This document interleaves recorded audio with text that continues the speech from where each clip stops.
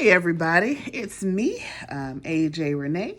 I hope everyone is having a wonderful day or night or morning, whatever time this video reaches you, if it reaches you at all. Yeah, so first things first, I just want to apologize for not uploading my last video, but I did upload the last video I recorded with this one. Like I uploaded the same day I uploaded this one. So that way you can get that last update. I just talked about like getting my stuff from Vistaprint and, you know, how exciting it was to see my logo and things. But other than that, there hasn't been much going on. Honestly, I've been very distracted. I was doing a training for my church and, you know, reading through all that stuff, trying to get all my stuff done for school. And the activation that we had, or the training we had, for the program at my church was literally 3 days long. So it's like, you know, what was it, like 8:30 to like 5-ish, close to 6. And so it was just a lot of like back and forth, a lot of reading, a lot of prep. And so I've been distracted trying to close out other aspects of my life and close out other assignments and projects. But there's still no excuse, because again, I know with me having ADHD, it's very common. I kind of explained this in the last video, I think, and that is, you know, we just get really excited about big ideas, but when it comes down to those small details and executing those ideas, we start to shut down and slack off. And so with that, the update I have for this week is I finally secured a mentor. It is so important to have a team, period. I don't care if it's a business or if you're working for somebody else's company, your network is still going to be everything. If you're a college student, you know, your network is going to be everything. That's how you get jobs. That's how you get recommendations. So, you know, no matter what you're involved in, your network is going to be the biggest resource that you have. And I know, again, for me with having ADHD and the tendency to shut down and to slack off or procrastinate, it's important to have somebody and your team to keep you accountable and to push you towards doing what you're supposed to do. So I like the active part of having a business. Like I do love baking because you're on your feet, you're moving, you know, oh, I need to do this here, I need to do this here. Like you're kind of all over the place, but it works for that. But sitting down and getting this paperwork and stuff done, not so much. So I'm glad I secured a mentor. She and I met once already. And we're going to meet again this week. Now, she did say that she can't take any more clients right now, her and her husband. So I'm not going to tell you what the company is called just yet. But, you know, once she can get some people off of her plate, I will ask her consent to disclose the name of her company. That way, if any of you are interested in receiving some help getting your business off the ground, you'll have some idea of where to go. Okay, so yeah, one of the things I struggle with in terms of building a team is having trust issues. I'm not exempt from disappointment, or, you know, it just, I don't know, I'm getting all tongue-tied, excuse me. I have had some disappointments in my life. I've had people who have hurt me, people who have taken advantage of me, people who have mistreated me. And when you've gone through certain things in life, what does it do? Oftentimes it creates certain beliefs, and those beliefs create certain expectations. And I've just come to believe for a long time that I just can't trust anybody, that people are going to let me down, and that people are not going to be there for me when I need them. So it taught me to try to do everything alone.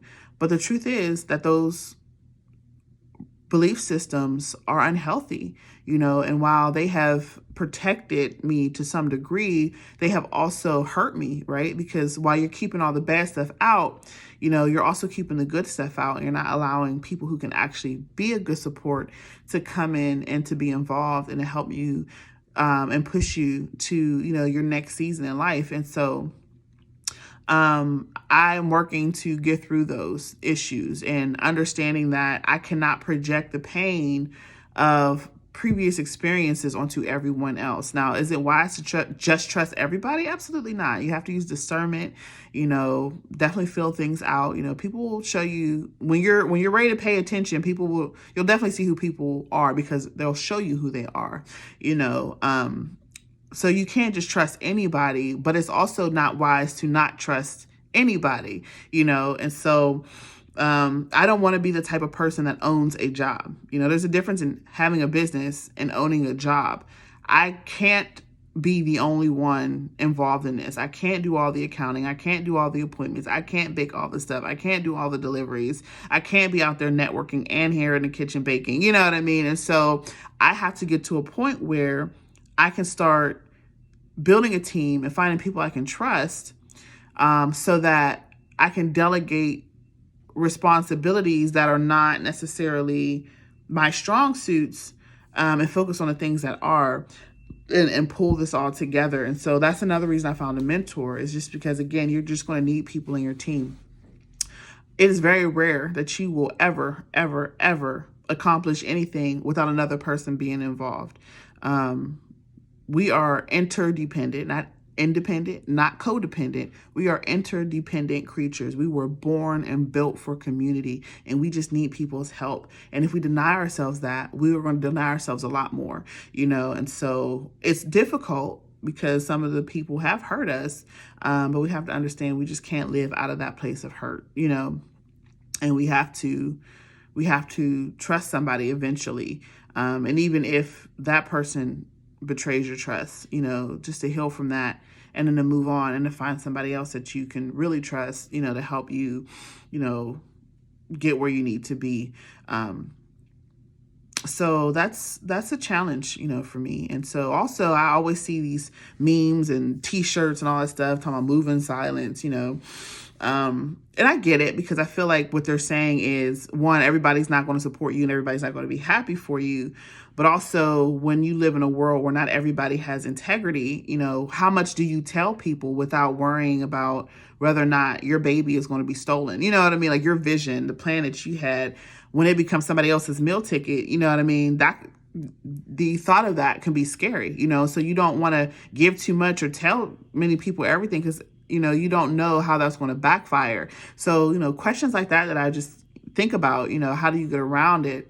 But it goes back to my point that while, you know, staying isolated and keeping things to yourself can keep all that bad stuff away, it can also harm the good that people want to do for you. You know what I mean? And because you're keeping them out as well.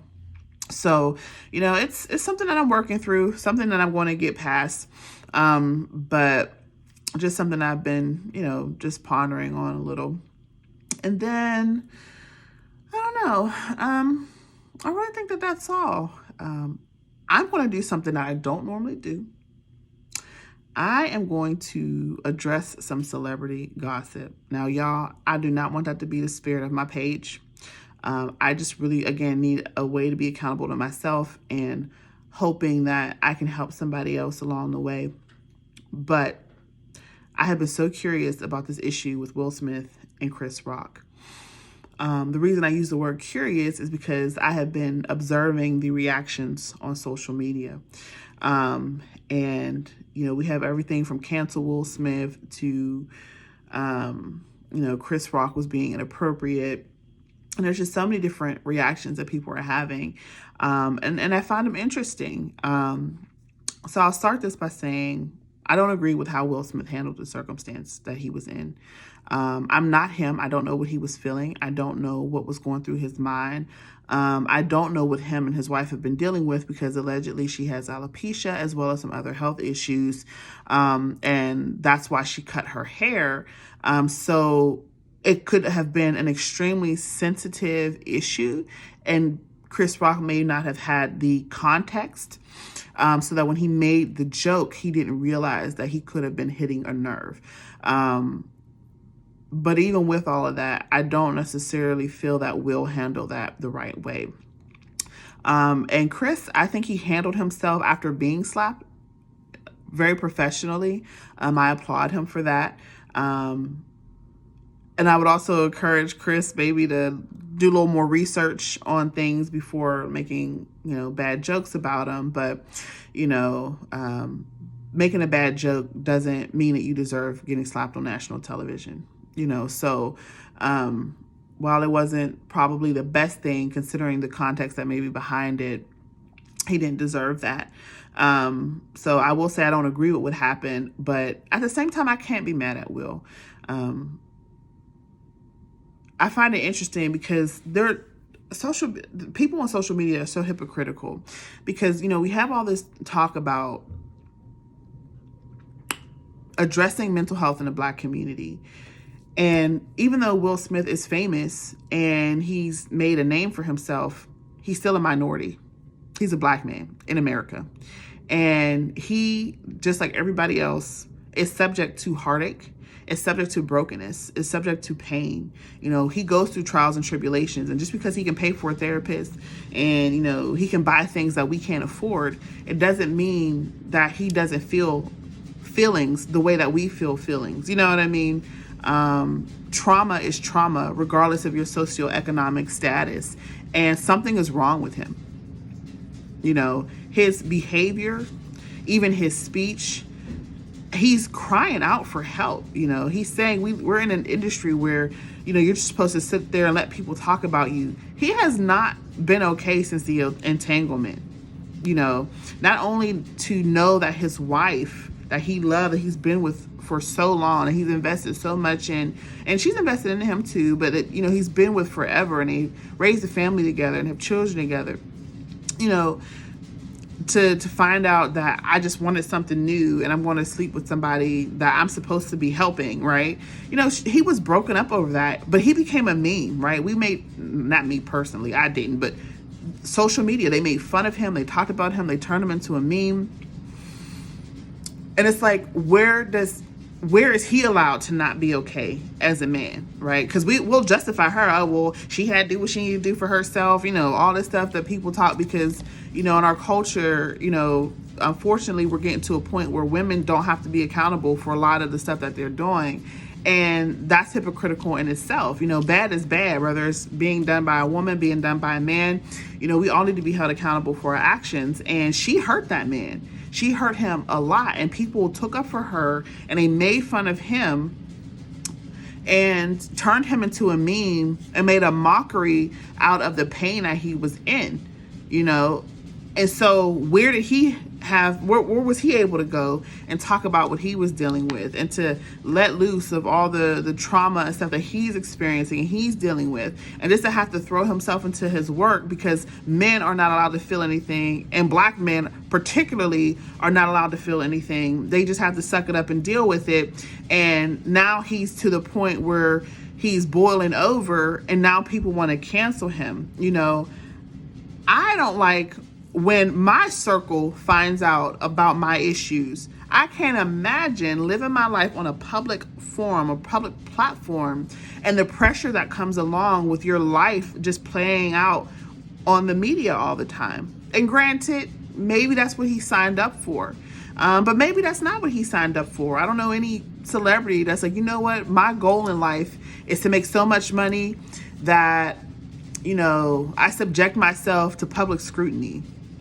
I don't know if that was a vision. Most of us who grew up poor, it's like, I just want to break generational curses and to be able to give the next generation something that I didn't have. That's my mindset, and if I do ever get to a point where my life becomes public, it's not that I'm volunteering to be disrespected and to make fun of, so even in saying this is what comes along with celebrity, it doesn't mean that that's what he envisioned for his life.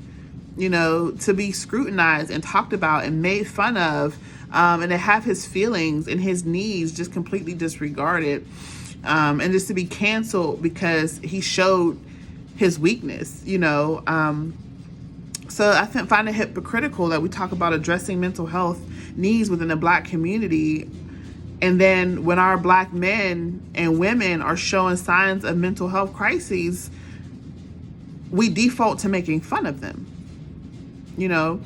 So what are they supposed to do with that, And then on the other end, there's people talking about he needs to be canceled. And it's like, y'all the main ones talking about we need to protect Black women. Well, he was standing up for his wife. Did he do it appropriately? Absolutely not. But, he's standing up for Black women. He's protecting Black women. And, now he's, again, it's those same people saying that want to cancel him. And it's like, which way do you want it? Because if he doesn't stand up for her, then he's a punk, But if he does stand up for her, he needs to be canceled. So what avenue, again, do you give this man to experience life the way he needs to experience it so that he can be okay and to make sure that his family is safe, Then I also find it interesting because we talk about celebrities and people in general, like we don't do stupid things. Like we don't make bad decisions. And notice I didn't say we make mistakes, because mistakes are made when we do something and we don't know necessarily that we've done it. So like, for example, Chris Rock making a joke. Now he knew the joke was inappropriate, but he may not have known it was offensive. So it was a mistake for him to make that joke, right? Whereas, some of us, we make poor decisions. We do things on purpose, knowing the outcome. And because we want what we want, or we think how we think, and we feel how we feel, the whole world just has to adjust to that perspective. And then we make decisions out of that, right? And we hurt people and we offend people and we pull people down and we take from people. We don't walk in integrity. We have all done something that was wrong on purpose. So to sit up here and talk about this man like none of us have fallen short is stupid. And the only reason our stuff hasn't caught up to us yet is because we don't have the platform that he has. We don't live our life in the public the way that he does. And so our stuff just hasn't caught up to us yet. That's all. Because at the end of the day, we can all reflect on something we have done on purpose that we feel ashamed about. I know I can, I'm not exempt from failure. I'm not exempt from ignorance. I'm not exempt from being stupid, so I can't look at that man, or even Chris for that matter, and say, y'all know better, do better. I can say that, 'cause that's a good way to say it, but I can't be critical and judgmental, I guess is what I'm trying to communicate. So it's just seeing all these variety of reactions. We hold ourselves up so high when at the end of the day, we're no better than Chris or Will Smith. You know what I mean? We've all said something we shouldn't have said. We've all done things that we shouldn't have done. And what's worse about it is we expect sympathy, we expect empathy, we expect compassion, we expect forgiveness, we expect redemption, but we don't want to extend it. And I remember years ago hearing someone say that when we look at other people, we look at their behaviors. When we look at ourselves, we look at the context. When we do stupid things, we can say, oh, I was under pressure. Oh, I just came out of a toxic relationship. Oh, I was, abused as a child. And therefore, this is why I am. And you should feel bad for me. You shouldn't judge me for my behaviors, right? But we'll take somebody else who may even have been in a similar situation, and we isolate just a single behavior and we use that as a means to tear that person down. We reap what we sow. How about that? The more we look at other people and point the finger and disrespect and dishonor and talk about and tear down someone else when they're struggling, guess what? You're going to reap that the next time you're going through something. So I do my best, especially again, because I've done counseling and I understand you have to look for context. I understand you have to try to get to the root of the issue and to help people out of that, opposed to, criticizing them, so that's what therapy has taught me to do. And so I just can't look at Will and be upset in this moment. I can't even look at Chris and be mad. You know what I mean? Because again, I've said things lightheartedly, just trying to make a joke. But when you don't understand a person's context and you cause offense, people take things the wrong way. And so people have come to me like, Ash, like that was wrong. That hurt me. You shouldn't have said it, and you have to suck that up and apologize for it, right? You can't just say, oh, I was just joking. Ha ha. You know what I mean? Like you have to apologize for it. So, but I've been in Chris's shoes and I've been in Will's shoes. I've been in that space where I've just been so overwhelmed and so broken and so tired and so frustrated, and just so much bottled up on the inside of me that I have snapped out. I've had panic attacks. I have screamed at people. I have yelled at people. I've hit people, especially growing up as a kid. I remember hitting my sisters with things, physically getting into altercations with my siblings because you're just so overwhelmed. And so I can't be mad at Will. I can't judge Will for what I saw, because what I saw was a man broken, And, not that a white man is not important, but as my brother, there's just a certain level of empathy that I just have for him. And I can't judge him in this moment. I can't judge Chris in this moment.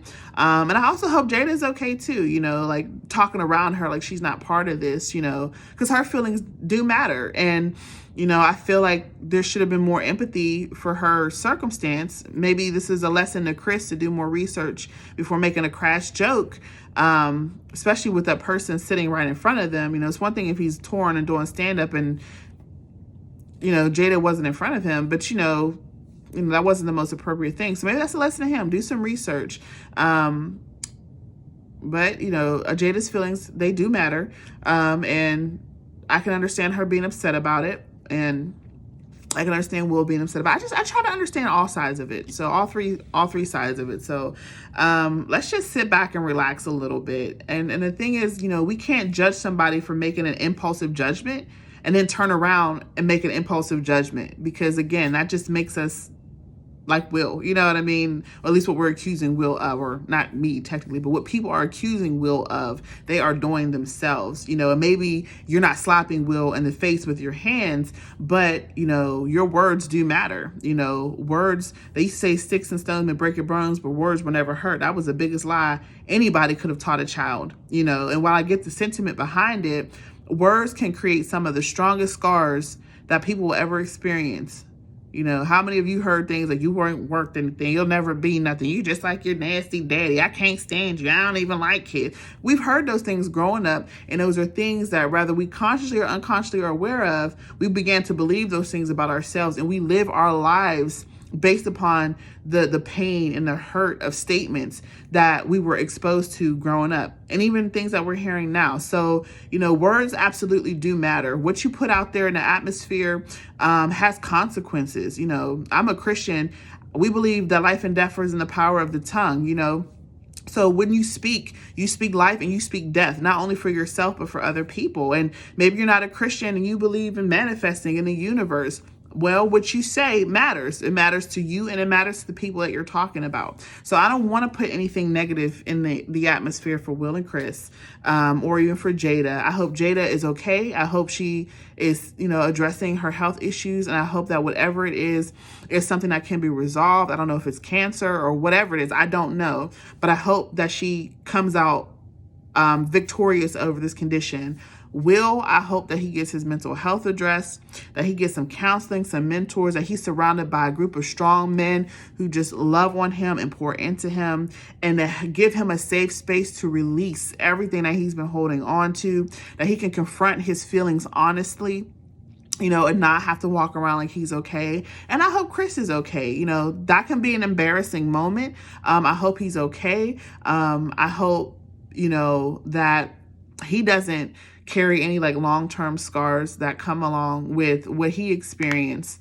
And that, he continues to host and just to walk out his career as, he sees fit, and for anybody else affected by it, that, you talk to someone and you process through it, and you don't allow yourself to internalize anything that you may have observed, that may have caused some kind of trigger for you, but that you have a space too where it's safe for you to talk about, your experiences. Maybe you're a person who's sick and you took that personally, or, maybe you have a wife that's struggling with some things and you can empathize with the hurt that Will felt. If you have a reaction to anything, I used to always tell my students this: if you have a reaction to anything, whether big or small, there's usually a reason behind it. So figure out what that is, address that issue, and process through it for your own benefit.